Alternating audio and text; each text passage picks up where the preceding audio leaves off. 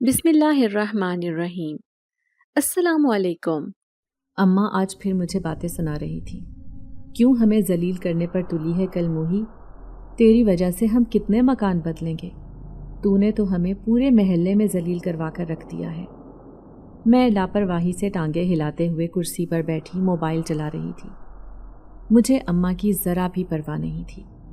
وہ بار بار مجھے اسی بات کا تانا دیتی کہ میرا کردار ٹھیک نہیں ہے، اور یہ بات حقیقت بھی تھی۔ جب سے میں نے نوکری پر جانا شروع کیا تھا، لوگ میرے بارے میں طرح طرح کی باتیں بناتے۔ ان کا خیال تھا کہ میں کردار کی ایک خراب آوارہ لڑکی ہوں، اور مجھے لوگوں کی ذرا بھی پرواہ نہیں تھی۔ میں اور اماں ایک کرائے کے گھر میں رہتے تھے۔ اماں نے آس پڑوس کے لوگوں کی باتوں سے تنگ آ کر مکان تبدیل کرنے کا فیصلہ کیا تھا۔ اماں کہہ رہی تھی کہ میں یہ محلہ چھوڑ دوں گی، کیونکہ میری وجہ سے وہ بہت بدنام ہو چکی ہیں، اور اس بدنامی کی وجہ تھی محلے میں میری ایک لڑکے سے دوستی۔ وہ لڑکا ایک امیر گھرانے سے تعلق رکھتا تھا۔ جب بھی میں چھت پر جاتی تو وہ سامنے اپنی چھت پر کھڑا ہوا دکھائی دیتا۔ اس نے خود ہی مجھے اپنی طرف مائل کیا تھا۔ پھر جب میں نے اس سے دوستی کر لی تو اس نے مجھے محلے میں بدنام کر دیا۔ میں اسے رات دن یہی بات کرتی کہ وہ اپنے گھر والوں کو رشتے کے لیے بھیجے، لیکن ایسے لگتا تھا جیسے وہ میرے ساتھ کوئی گھناؤنا کھیل کھیل رہا ہے۔ وہ مجھے مجبور کرتا کہ میں اس وقت اس کے گھر آؤں جب اس کے گھر والے گھر پر موجود نہ ہوں۔ میں سمجھ گئی تھی کہ وہ مجھ سے فائدہ اٹھانا چاہتا ہے۔ اماں کو بھی یہ بات پتہ چل گئی تھی، کیونکہ کل ہی تو اس لڑکے کی ماں اماں کے پاس آئی تھی۔ میرے بارے میں الٹی سیدھی باتیں کرنے کے بعد اماں سے کہنے لگی کہ اپنی بیٹی کو سنبھال لو، ورنہ تمہیں اس محلے سے نکلوا دوں گی۔ اماں کا تب سے بلڈ پریشر ہائی ہو گیا تھا۔ میں موبائل چلانے میں مصروف تھی۔ میں بار بار اماں سے یہی کہہ رہی تھی کہ وہ لوگوں کی باتوں کی پرواہ نہ کریں، لیکن اماں نے اس عورت کی باتوں کو دل پر لے لیا تھا۔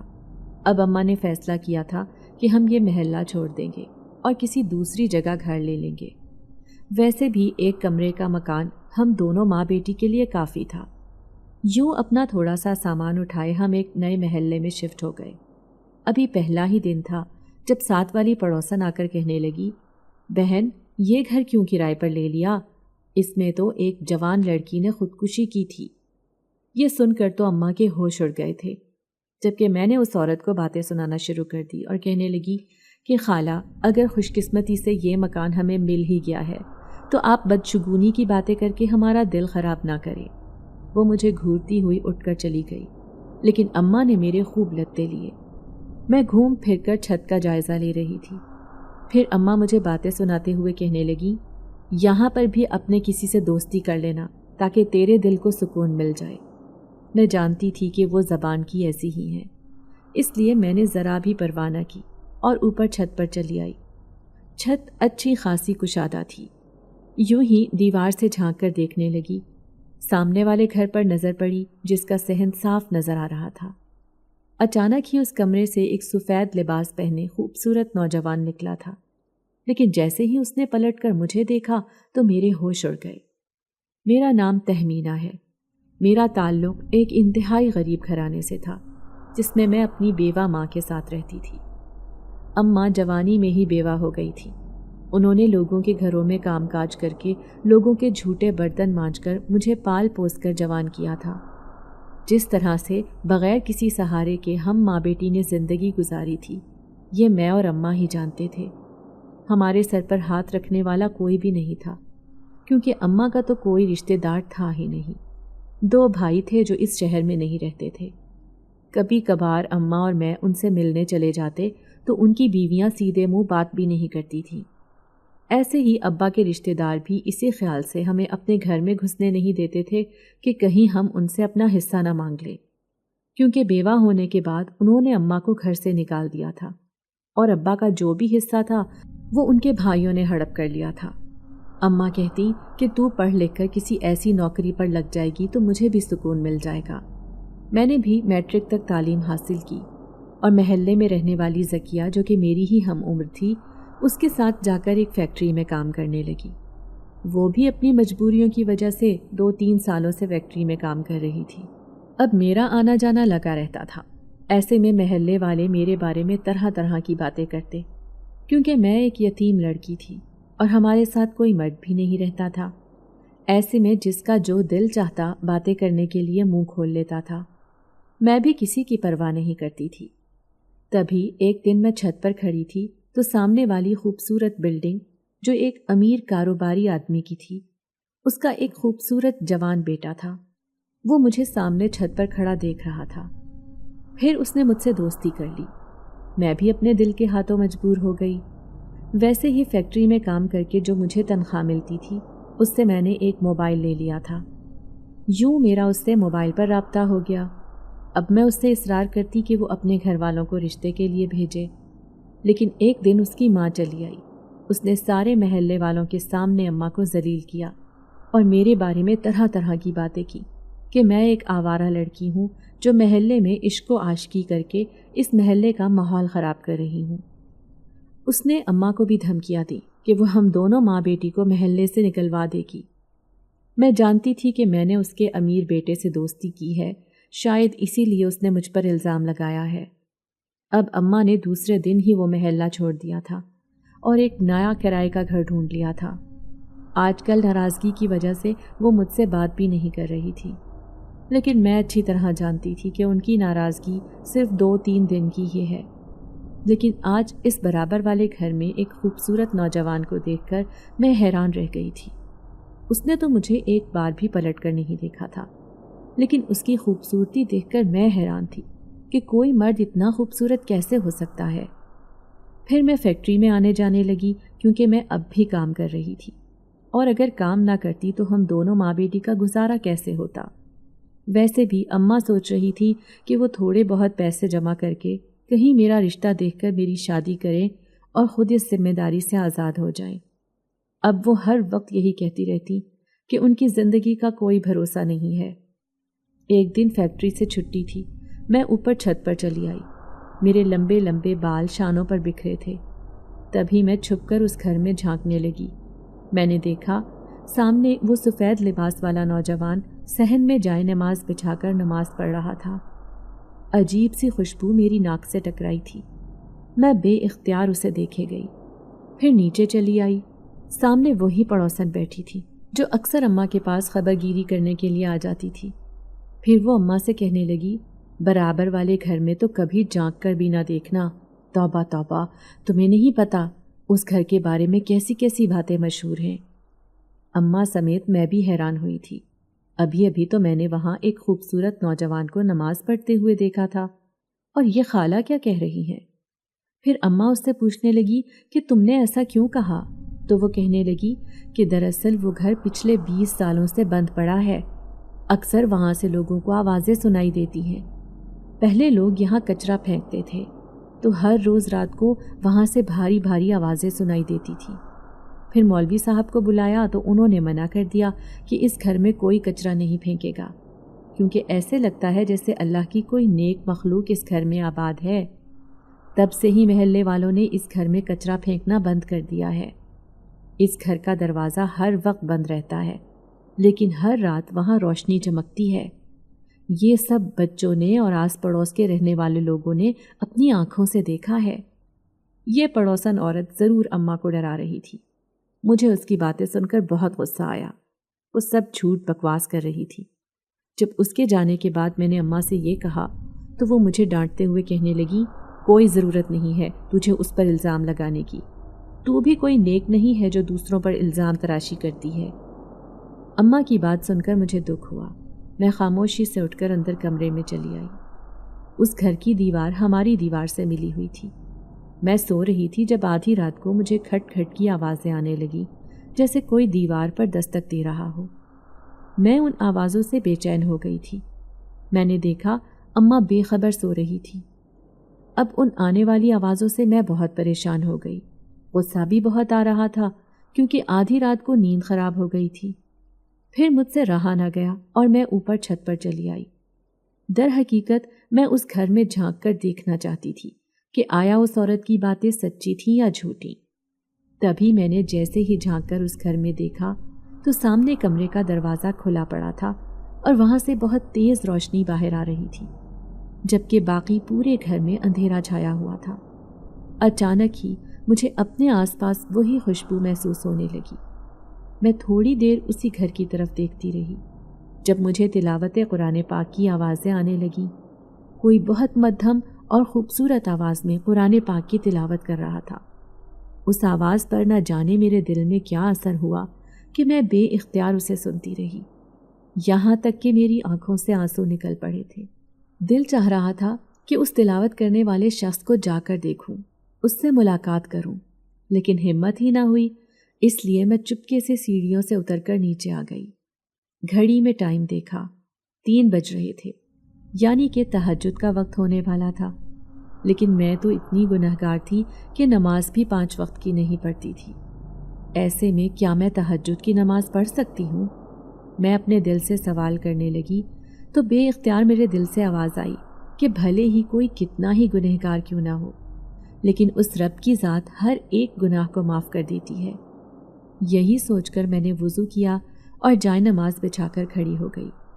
زندگی میں پہلی بار میں تہجد کی نماز پڑھ رہی تھی۔ نماز پڑھ کر سکون ملا تو میں چارپائی پر لیٹ گئی۔ صبح اماں کے جھنجھوڑنے پر ہی میں اٹھی تھی۔ میں نے دیکھا وہ فجر کی نماز کے لیے پابندی سے اٹھتی تھی۔ اب بھی مجھے کہہ رہی تھی کہ میں اٹھ کر نماز پڑھ لوں۔ اماں کی ایک آواز پر ہی میں اٹھ گئی تھی۔ وہ حیران بھی ہوئی کیونکہ جب بھی وہ مجھے نماز کا کہتی تھی تو میں کروٹ بدل کر دوبارہ سو جاتی تھی اور فیکٹری جانے سے صرف 5-10 منٹ پہلے ہی اٹھ کر منہ ہاتھ وغیرہ دھوتی، لیکن آج اتنی جلدی اٹھ جانے پر اماں بہت حیران ہوئی تھی۔ پھر میں نے اٹھ کر نماز پڑھی۔ میرا ذہن بہت بھاری ہو رہا تھا، شاید رات بھر نیند ٹھیک سے پوری نہیں ہوئی تھی۔ پھر تیار ہو کر میں فیکٹری چلی آئی۔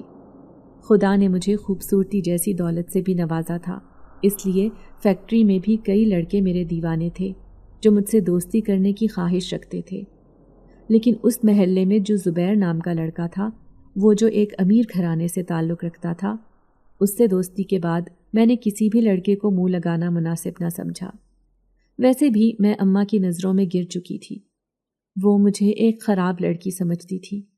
اماں کا خیال تھا کہ میری شادی ہی نہیں ہو سکے گی۔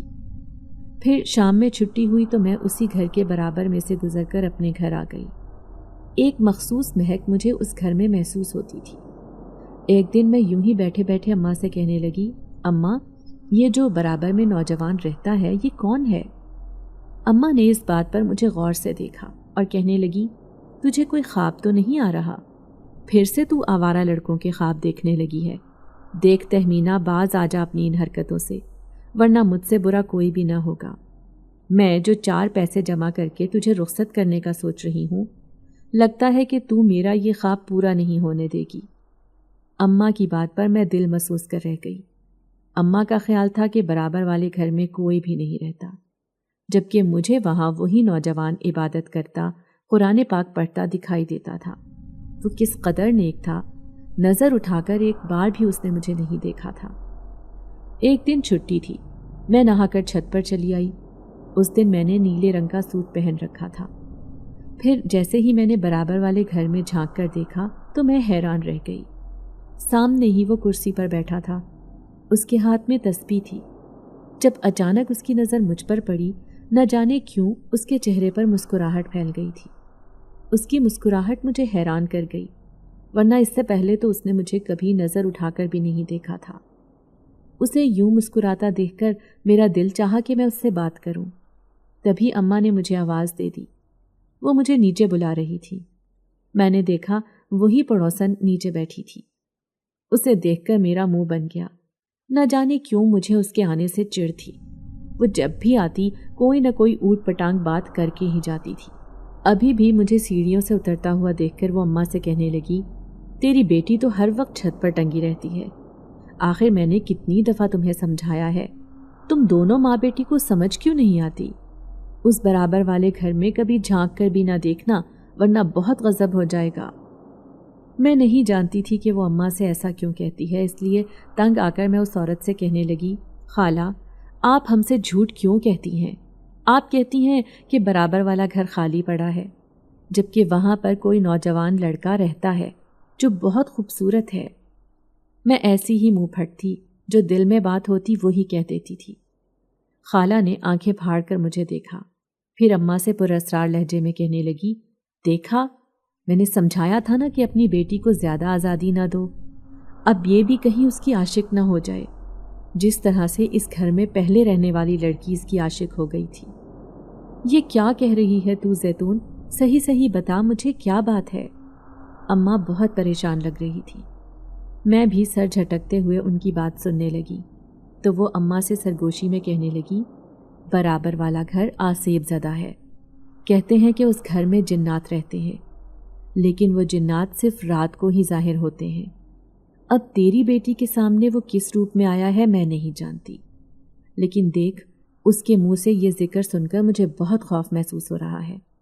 اس سے پہلے اس گھر میں ایک لڑکی رہتی تھی جس کا نام شمائلہ تھا، وہ بھی ایک غریب لڑکی تھی، اس کا باپ مزدور تھا۔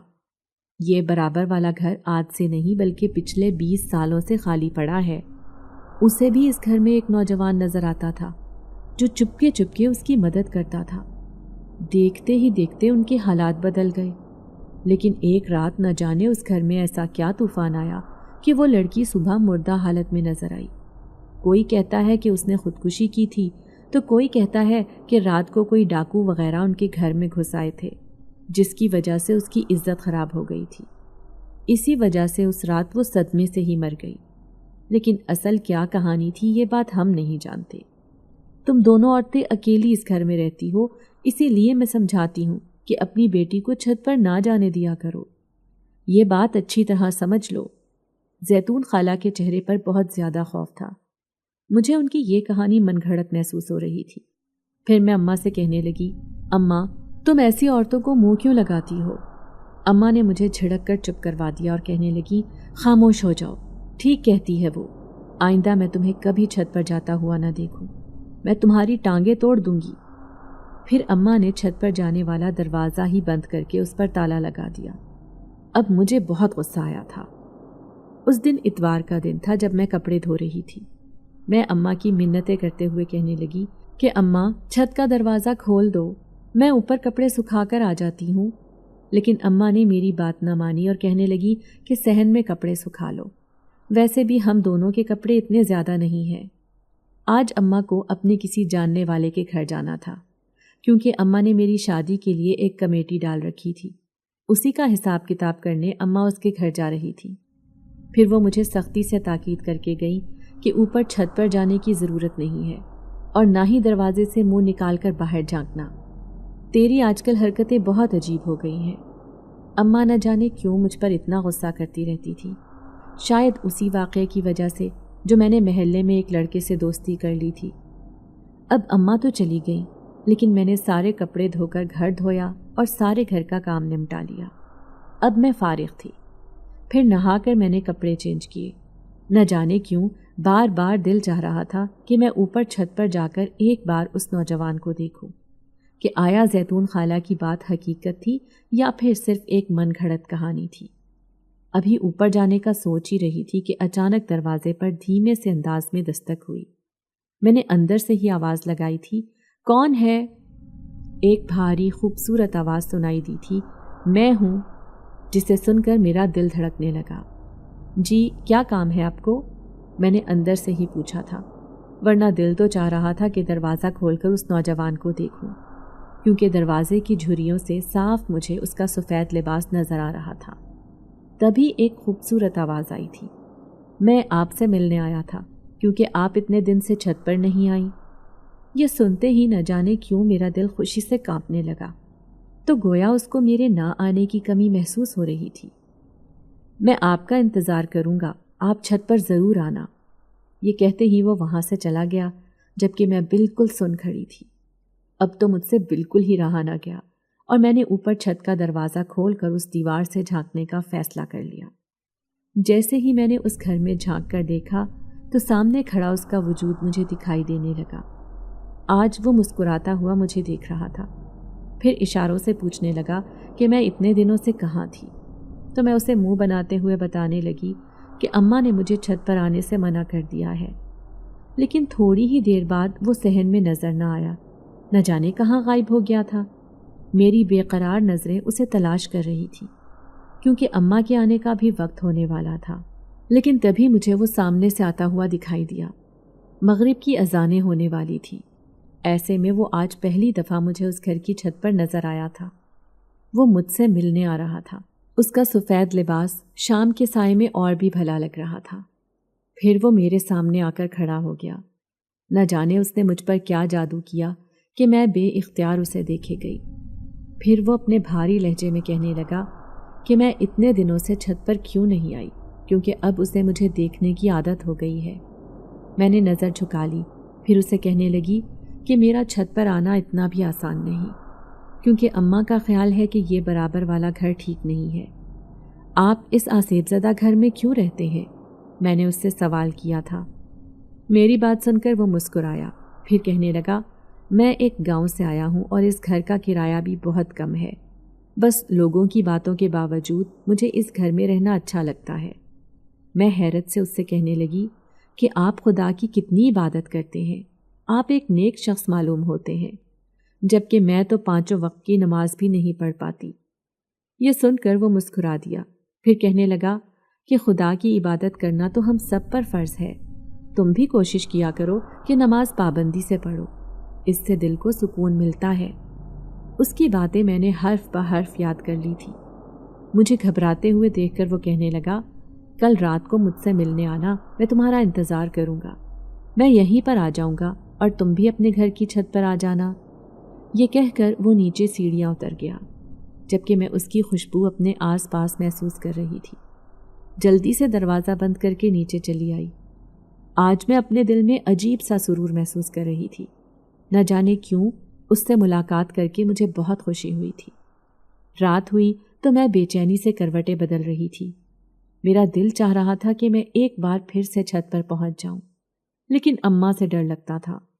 ویسے بھی آج اماں تھک کر آئی تھی، اس لیے بے خبر پڑی سو رہی تھی۔ رات کے نہ جانے کس پہر میری آنکھ لگ گئی تھی، لیکن اچانک ہی ایسا محسوس ہوا جیسے ہمارے گھر کی چھت پر کوئی چل پھر رہا ہو۔ تبھی چھت کے بند دروازے پر مجھے عجیب سی دستک سنائی دینے لگی، جیسے کوئی ہلکی ہلکی آواز میں دروازہ بجا رہا ہو۔ میرا دل چاہ رہا تھا کہ میں دروازہ کھول کر دیکھوں، لیکن پھر زیتون خالہ کی بات یاد آ گئی کہ کس طرح اکیلی لڑکی کو دیکھ کر ڈاکو گھر میں گھس آئے تھے اور صبح وہ لڑکی مردہ حالت میں گھر میں ملی تھی۔ کہیں ایسا ہی کچھ میرے ساتھ ہو اور میں بھی ایسے ہی چپ چاپ مر گئی تو اماں کا کیا ہوگا؟ اماں تو شاید صدمے سے ہی پاگل ہو جائیں، کیونکہ اماں مجھ پر ہر وقت غصہ کرتی رہتی تھی، لیکن میں جانتی تھی کہ وہ مجھے کس قدر چاہتی ہیں۔ ایک لمحے کے لیے بھی وہ مجھے خود سے دور نہیں ہونے دیتی تھی۔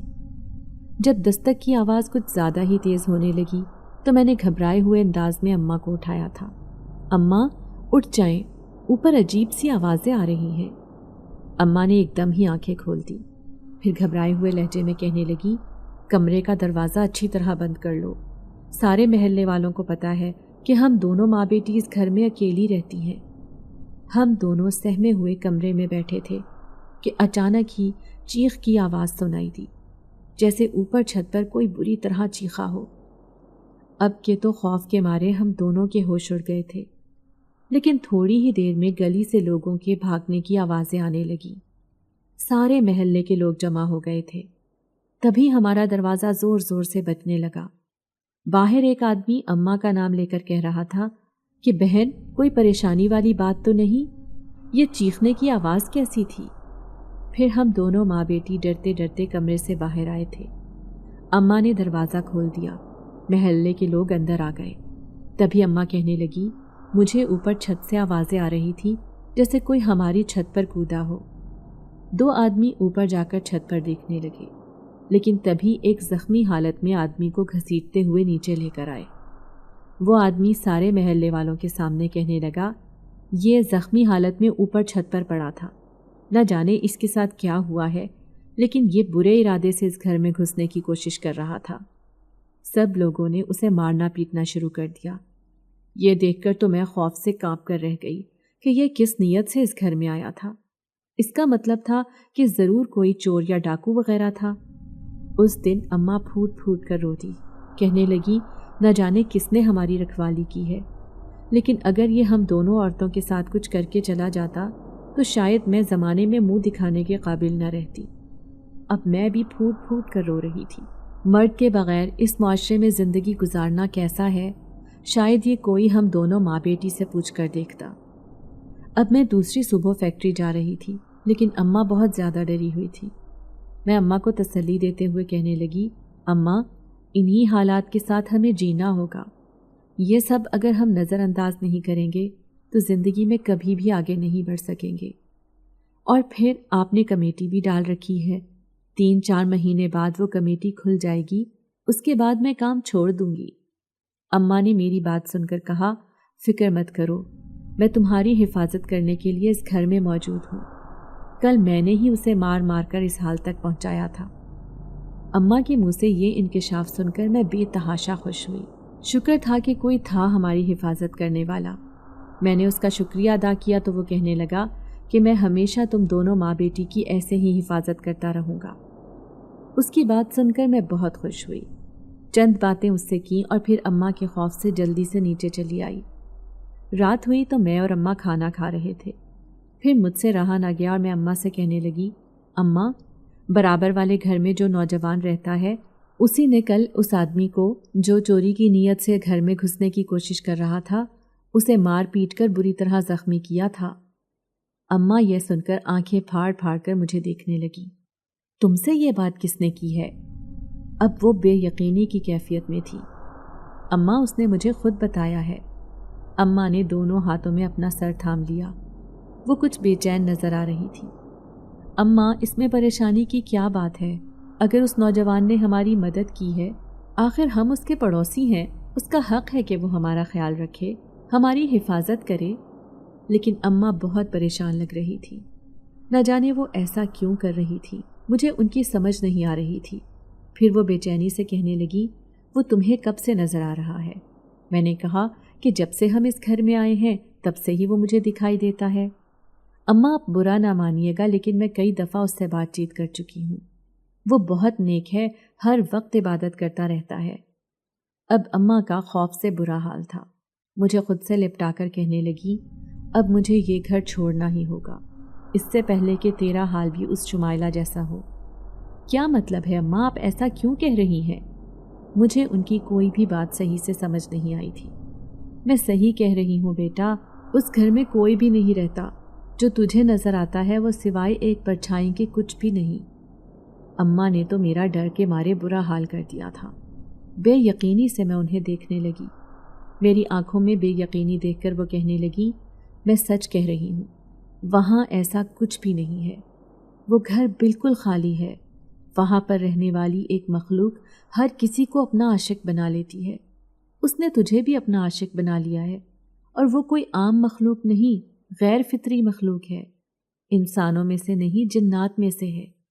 آئندہ میں تجھے چھت پر جاتا ہوا نہ دیکھوں، بھلے کتنی ہی پریشانی کیوں نہ ہو جائے۔ لیکن مجھے اماں کی کسی بات پر یقین نہیں آیا تھا، جبکہ اماں کا کہنا تھا کہ مجھ پر اسی غیر فطری مخلوق کا اثر ہو گیا ہے، تبھی میں اس کی دن رات تعریفیں کرتی رہتی ہوں۔ پھر اس دن تو بے چینی کے مارے میرا برا حال ہو گیا تھا، میرا بس نہیں چل رہا تھا کہ میں آج رات ہی اس کے پاس پہنچ جاؤں۔ میں اس سے چند باتیں کرنا چاہتی تھی، اس کی حقیقت جاننا چاہتی تھی۔ ایسا کیسے ہو سکتا ہے کہ انسانوں کی طرح نظر آنے والا وہ خوبصورت نوجوان ایک جن زادہ ہو؟ نہیں، یہ سب محلے پڑوس کے لوگوں کی بنائی ہوئی من گھڑت کہانی ہے، ایسا کچھ نہیں ہوتا۔ میں اپنے آپ کو بہلا رہی تھی۔ پھر اماں سو گئیں، رات کے 12 بج رہے تھے اور میرے دل میں بے چینی تھی۔ تبھی میں نے داخلی دروازہ کھولا، میں نے دیکھا گلی میں کوئی بھی نہیں تھا۔ میں اس گھر میں چلی آئی، اس گھر کا دروازہ کھلا ہوا تھا۔ آدھی رات کو اس نے دروازہ کیوں کھول رکھا ہے، اس بات نے مجھے بے چین کر دیا۔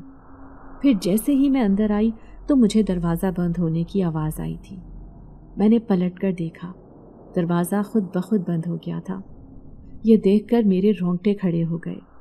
پھر میں خوف کے مارے مسلسل اسے آوازیں دینے لگی، لیکن وہ میرے سامنے نہیں آیا۔ سامنے ہی 2 کمرے بنے ہوئے تھے، جن میں سے ایک کمرے کا دروازہ مکمل طور پر بند تھا، جبکہ دوسرے کمرے کا دروازہ کھلا ہوا تھا اور اس میں روشنی کی چمک تھی۔ جیسے ہی میں نے اس کمرے میں جھانک کر دیکھا تو سامنے ہی وہ سفید لباس پہنے عبادت کر رہا تھا۔ आधी रात को ये कौन सी इबादत है? मैं ये देखकर हैरान रह गई। उस कमरे में बेतहाशा चमक थी, जैसे रोशनी जल रही हो। मैं बेइख्तियार उसे देखे गई और उसकी नमाज ख़त्म होने का इंतज़ार करने लगी। आधा घंटा गुजर गया था जब उसने सलाम फेरकर मेरी तरफ रुख मोड़ा। आज भी वो मुझे मुस्कुराकर देख रहा था। फिर धीरे धीरे चलता हुआ वो मेरे पास आया था, जैसे उसका सहर मेरे पूरे वजूद पर छा गया। यूं मैं बेइख्तियार उसे देखे गई। फिर वो मुस्कुराते हुए कहने लगा, मुझे यकीन नहीं आ रहा कि तुम मुझसे मिलने आई हो। मैं सर झुकाकर उसे कहने लगी, मैं अपने दिल की तसल्ली करने आई हूँ। सब कहते हैं कि तुम सिर्फ एक परछाई हो और कुछ नहीं। तुम सच में ही मेरी नज़र का धोखा हो क्या? क्या तुम एक जिन्नात हो? मैंने उससे साफ लफ्ज़ों में पूछ लिया था। वो चंद लम्हे खामोशी से मुझे देखता रहा, फिर कहने लगा, हाँ, लोग ठीक कहते हैं। मैं एक अनदेखा वजूद हूँ और पिछले 20 सालों से इस घर में आबाद हूँ। मेरा भी दिल करता है कि मैं अपनी ज़िंदगी में कोई तब्दीली लेकर आऊँ, किसी से अपने दिल की बात करूँ, लेकिन जिससे भी मैं बातचीत करता हूँ, अपने दिल की कैफियत बयान करने की कोशिश करता हूँ, कोई भी मेरी इस बात को समझ नहीं पाता। मैं भी तो उस खुदा की मखलूक हूँ। इस घर में रहना मेरी मजबूरी है। इंसानों के बीच रहकर भी अपने आप को बचाकर रखना, तुम नहीं जानती कि ये कितना मुश्किल है।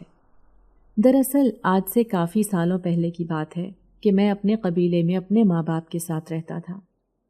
उस वक्त मैं एक छोटा बच्चा था, लेकिन कबीले के सरदार ने मेरे माँ बाप को उस वक्त वहाँ से निकाल दिया, क्योंकि वो सरदार बहुत शैतान सिफत था। वो मेरी माँ से शादी करना चाहता था। इस बात पर वो मेरे बाप को कत्ल करने के दरपे हो गया था। लेकिन उस रात हम तीनों कबीले को छोड़कर इंसानों की दुनिया में आकर आबाद हो गए। ये घर खाली पड़ा था, इसलिए हम इसमें रहने लगे। लेकिन एक रात बहुत बड़ा तूफ़ान आया जिसमें सब कुछ तबाह हो गया। उस रात मेरा बाप मुझसे जुदा हो गया। माँ के लिए सदमा बहुत बड़ा था। वो बीमार रहने लगी। मैं उस वक्त छोटा बच्चा था। इंसानों की दुनिया में जाकर उनसे वो सामान लेकर आता जो हमारी ज़रूरत का सामान था। ये खासा मुश्किल काम था, लेकिन फिर भी मैं ये काम करने पर मजबूर हो गया। अपनी माँ के लिए जड़ी बूटियों वाली दवाई लेकर आना, उनके लिए फ्रूट लेकर आना, खाने पीने का सामान लेकर आना, ये सब मेरे लिए बहुत मुश्किल था। फिर भी मैंने काफ़ी सालों तक अपनी माँ का ख्याल रखा। आहिस्ता आहिस्ता यहाँ के रहने वाले लोगों को शक हो गया कि इसमें कोई गैबी मखलूक आबाद है। अब उन्होंने हमें परेशान करना शुरू कर दिया। कभी कोई किसी मौलवी को लेकर आ जाता तो कभी कोई किसी आमिल को इस घर में ले आता। यूं बीमार माँ के साथ ऐसे हालात में रहना मेरे लिए बहुत मुश्किल हो गया था। मैं हर बार सोचता कि ये घर छोड़कर कहीं दूर चला जाऊं, लेकिन मेरी माँ का ख्याल था कि जिस तरह मेरा बाप अचानक गायब हो गया था, कहीं उस तरह मैं भी उन्हें छोड़कर ना चला जाऊं। इसलिए मैंने उन सारी मुश्किलों का मुकाबला करते हुए उसी घर में रहने को तरजीह दी। लेकिन एक रात मरने से पहले मेरी माँ ने मुझे अपने पास बुलाया और कहने लगी कि अगर मुझे यहाँ पर अपनी ज़िंदगी गुजारनी है तो अपनी ताकत में भी इजाफा करना होगा। ये तभी मुमकिन है जब तुम किसी जिन्नात की तरह अपनी ज़िंदगी गुजारना सीख लो। तुम्हें वो सब हासिल करना होगा जो किसी जिन ज़ात के लिए बहुत ज़रूरी है। इसलिए तुम मुझे मायूस न करना और अपनी हिफाजत करना। जिस तरह तुम्हारा बाप तुम्हारी हिफाजत न कर सका, इसलिए ज़रूरी है कि तुम अपनी हिफाजत करना सीख लो। वो मुझे बहुत सी बातें समझा रही थी। दूसरी सुबह वो मुर्दा हालत में मिली तो मैं सदमे से मरने लगा। फिर चुपचाप मैंने उन्हें इंसानों के कब्रिस्तान में दफना दिया और अकेला ही इस घर में ज़िंदगी गुजारने लगा। लेकिन अपनी माँ का पढ़ाया हुआ सबक मुझे अच्छी तरह याद था कि मुझे एक ताकतवर जिनजात की तरह ज़िंदगी गुजारनी है। आहिस्ता आहिस्ता मैं इतना ताकतवर हो गया कि इस महल्ले के रहने वाले इंसान मेरी ज़ात से वाकिफ़ होने के बावजूद भी मुझे कुछ ना कहते। सबको मालूम है कि इस घर में एक जिन्नात रहता है जो किसी को तकलीफ़ नहीं पहुंचाता, जो हर वक्त अल्लाह की इबादत करता रहता है। जब से मेरी माँ का इंतकाल हुआ था, मैं अल्लाह के बहुत करीब हो गया था, या फिर उसने मुझे इतनी ताकत दी थी कि मैं उसका गम भुलाने के लायक हो गया था। फिर ये उन दिनों की बात है जब इस बराबर वाले घर की छत पर मुझे एक खूबसूरत लड़की दिखाई दी। वो बेहद हसीन थी। لال رنگ کا جوڑا پہنے وہ چھت پر کھڑی تھی۔ اس کے لمبے لمبے سیاہ بال دیکھ کر میں اس پر عاشق ہو گیا، لیکن حیرت کی بات تو یہ تھی کہ میں بھی اسے دکھائی دینے لگا تھا۔ وہ جب بھی مجھے مسکرا کر دیکھتی تو میں حیران رہ جاتا، حالانکہ میں تو سب کی نظروں سے پوشیدہ تھا۔ پھر میں اسے کیوں دکھائی دے رہا ہوں، یہ بات میرے لیے بہت حیران کن تھی۔ پھر سب کہنے لگے کہ اس خالی گھر میں رہنے والے جن ذات پر وہ لڑکی عاشق ہو گئی ہے۔ یہ بات مجھے تکلیف دیتی تھی، کیونکہ میں کسی بھی انسان کو اپنی ذات سے تکلیف نہیں پہنچانا چاہتا تھا۔ اسی لیے میں نے اس کے سامنے آنا بند کر دیا۔ جب بھی وہ چھت پر کھڑی ہوتی تو میں اس کی نظروں سے اوجھل ہو جاتا۔ لیکن ایک رات میں حیران رہ گیا جب وہ مجھ سے ملنے چلی آئی۔ پھر جب میں نے اس سے یہ راز پوچھا کہ میں اسے کیوں دکھائی دیتا ہوں، کیونکہ میں تو ایک جن ذات ہوں، یہ سن کر اس کے چہرے پر خوف کی لہر دوڑ گئی۔ اسے یقین نہیں آ رہا تھا کہ میں ایک جن ذات ہونے کے باوجود اسے دکھائی دیتا ہوں۔ اس بات پر اس کے ہوش اڑ گئے تھے۔ پھر وہ دوبارہ کبھی مجھے چھت پر دکھائی نہ دی، لیکن میں اندر ہی اندر بے چین تھا۔ حقیقت بات تو یہ تھی کہ میں اسے دیکھنا چاہتا تھا۔ پھر میں اپنے اسی عامل کے پاس پہنچ گیا جو کہ ایک جن ذات تھا۔ جب بھی مجھے زندگی میں کوئی پریشانی ہوتی تو میں اس کے پاس ہی جاتا تھا۔ اس نے مجھے کہا کہ میں کچھ دنوں کے لیے وہ گھر چھوڑ دوں، اس طرح سے میرے دل سے اس لڑکی کی محبت ختم ہو جائے گی۔ میں نے اس کے کہنے پر ایسا ہی کیا، لیکن جب میں واپس آیا تو وہ لڑکی مر چکی تھی۔ نہ جانے اسے کیا ہوا تھا، آج تک یہ معمہ حل نہیں ہو سکا۔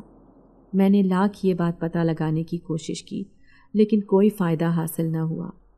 اس لڑکی کی موت کا کیا راز تھا، کاش مجھے یہ پتہ چل جاتا اور میرے دل کو سکون پہنچتا۔ اس بات کو کافی سال گزر گئے تھے۔ پھر ایک دن میں حیران رہ گیا جب کچھ دن پہلے تم بھی چھت پر دکھائی دینے لگی، لیکن مجھے اس بات پر حیرت ہوئی کہ میں پھر تمہیں دکھائی دے رہا تھا۔ میں نہیں چاہتا تھا کہ تم بھی اس لڑکی کی طرح اچانک ایسے ہی مر جاؤ، اس لیے میں تمہیں یہ بات پہلے سے سمجھانا چاہتا تھا کہ میں ایک جن ذات ہوں، انسان نہیں۔ تمہاری اماں جو بھی کہتی ہیں وہ سب سچ ہے۔ میں ایک جن ذات ہوں جو پچھلے 20 سال سے اس گھر میں آباد ہوں۔ میں یہ ٹھکانہ کسی صورت بھی چھوڑ کر نہیں جاؤں گا، کیونکہ اس میں میرے ماں باپ کی یادیں ہیں۔ ہاں، لیکن جس دن میرا باپ میری زندگی میں واپس لوٹ آیا، اس دن میں اس گھر کو چھوڑ کر چلا جاؤں گا۔ اب تم دوبارہ کبھی مجھ سے ملنے نہ آنا، کیونکہ تمہارے لیے یہ حقیقت جاننا بہت مشکل ہوگا جو حقیقت میں نے تمہیں بتائی ہے۔ میں دم سادھے اس کی بات سن رہی تھی۔ مجھے اپنے کانوں پر یقین نہیں آ رہا تھا کہ سامنے بیٹھا ایک جن ذات ہے۔ اس لڑکی کی طرح مجھے بھی یہ دکھائی دیتا ہے۔ ضرور اس کے پیچھے کوئی راز ہوگا۔ اب میں جس طرح خاموشی سے اس سے ملنے آئی تھی، اسی طرح خاموشی سے واپس گھر لوٹ آئی، لیکن میری زندگی مکمل طور پر بدل گئی تھی۔ اب میں بالکل چپ رہنے لگی تھی۔ پھر ایک دن اماں ہی کہنے لگی کہ شکر ہے تیرے سر سے اس نوجوان کا بھوت اتر گیا جو تجھے برابر والے گھر میں دکھائی دیتا تھا۔ اب میں اماں کو کیسے سمجھاتی کہ میں اس کے منہ سے یہ حقیقت سن کر آئی تھی۔ شاید سامنے والی کی بات پر اتنا یقین نہیں ہوتا جب تک انسان اپنی آنکھوں سے نہ دیکھ لے۔ اب مجھے یوں خاموش دیکھ کر اماں بھی پریشان رہنے لگی تھی، ورنہ میں تو ہر وقت ہنستی بولتی رہتی تھی۔ پھر ایک دن اماں کہنے لگی کہ میں تیرے لیے رشتہ دیکھ رہی ہوں، جلد سے جلد تیری شادی کر کے تجھے رخصت کرنا چاہتی ہوں۔ میرے پاس تھوڑے سے پیسے ہیں، کوئی ایسا رشتہ دیکھوں گی جنہیں جہیز کی ضرورت نہیں ہوگی۔ اگر تجھے ڈھیر سارا جہیز دے دوں گی تو نہ جانے کتنے سال انتظار کرنا پڑے گا، اور میری زندگی کا کوئی بھروسہ نہیں ہے۔ میں نے چپ چاپ ان کی بات پر سر جھکا لیا تھا۔ میں اچھی طرح جانتی تھی کہ ہمارے حالات کبھی نہیں بدل سکتے۔ ایک دن فیکٹری سے چھٹی تھی، میں کپڑے دھو رہی تھی جب میں نے اوپر والے دروازے کو کھلا ہوا دیکھا۔ میں حیران تھی کہ اماں نے اس دروازے کو کیسے کھول دیا، حالانکہ وہ تو اس دروازے کو ہمیشہ بند رکھتی تھی۔ اماں کہنے لگی، جا چھت پر کپڑے سکھا کر آ جا، آج کچھ مہمان آنے والے ہیں۔ میں اوپر چھت پر چلی آئی، سارے کپڑے سکھا کر پلٹنے لگی تو اچانک ہی دل میں بے چینی سی ہوئی۔ دل چاہ رہا تھا کہ اسی گھر میں جھانک کر دیکھوں کہ ابھی بھی وہ جنزاد آدمی مجھے دکھائی دیتا ہے یا نہیں۔ جیسے ہی جھانک کر دیکھا تو دور دور تک اس کا کوئی نام و نشان نہیں تھا۔ میرے چہرے پر مایوسی دوڑ گئی۔ میں مایوس چہرہ لیے پلٹنے ہی والی تھی کہ اچانک سامنے کھڑے وجود کو دیکھ کر میں ٹھٹک گئی۔ میری حیرت بھری نظریں اس کے وجود پر جمی تھیں۔ وہ بالکل میرے سامنے کھڑا تھا، لیکن آج اس کی نظروں میں مسکراہٹ کے ساتھ ساتھ خوشی بھی موجود تھی۔ مجھے یوں حیران دیکھ کر وہ کہنے لگا، میں یہ گھر چھوڑ کر جا رہا ہوں کیونکہ سالوں سے قید میں اپنے باپ کو چھڑوانے میں کامیاب ہو گیا ہوں۔ مجھے اسی عامل نے بتایا تھا کہ میرے باپ کو اسی سردار نے اپنے پاس قید کر لیا تھا اپنی بے عزتی کا بدلہ لینے کے لیے، لیکن اب میں اپنے باپ کو آزاد کروا لایا ہوں۔ میں اس گھر کو ہمیشہ کے لیے چھوڑ کر جا رہا ہوں، لیکن جانے سے پہلے میں تمہاری ایک خواہش پوری کرنا چاہتا ہوں۔ جو بھی تمہارے دل کی آرزو ہے مجھے بتاؤ، کیونکہ تم ایک اچھی لڑکی ہو۔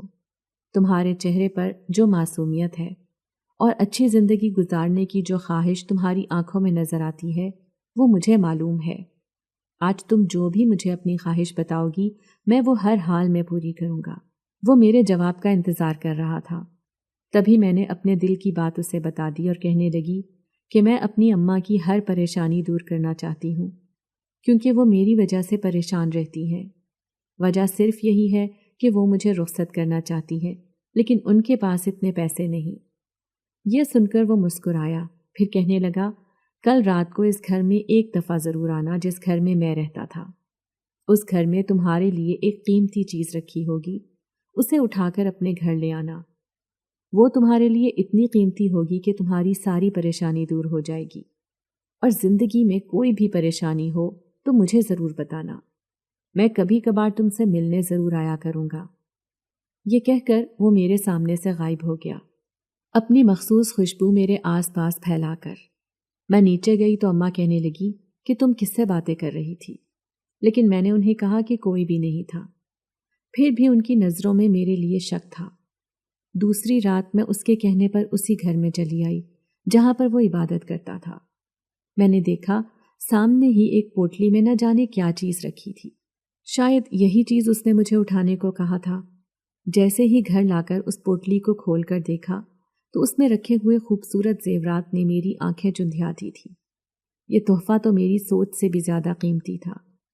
دوسرے دن میں نے اماں کو یہ پوٹلی دکھائی تو وہ حیران رہ گئی تھی۔ ان کے بار بار پوچھنے پر آخر کار میں نے انہیں بتا دیا کہ یہ پوٹلی مجھے کہاں سے ملی ہے۔ میں سرگوشی میں اماں سے کہنے لگی، اماں یہ اسی جن زاد نے مجھے دی ہے جو اس گھر میں رہتا تھا، لیکن آج اس کا وجود یہاں پر نہیں ہے کیونکہ وہ ہمیشہ کے لیے یہ گھر چھوڑ کر چلا گیا ہے۔ یہ سن کر اماں کی آنکھیں پھٹی کی پھٹی رہ گئی تھیں اور میں ان کی حیرت سے لطف اندوز ہونے لگی۔ اگر آپ کو آج کی ہماری کہانی پسند آئی ہے تو اسے لائک کیجیے اور اپنے پیاروں کے ساتھ شیئر کیجیے، اور ہاں، اگر آپ نے ابھی تک ہمارا چینل سبسکرائب نہیں کیا تو ضرور کیجیے۔ ملتے ہیں کل ایک نئی اور دلچسپ کہانی کے ساتھ، تب تک کے لیے اللہ حافظ۔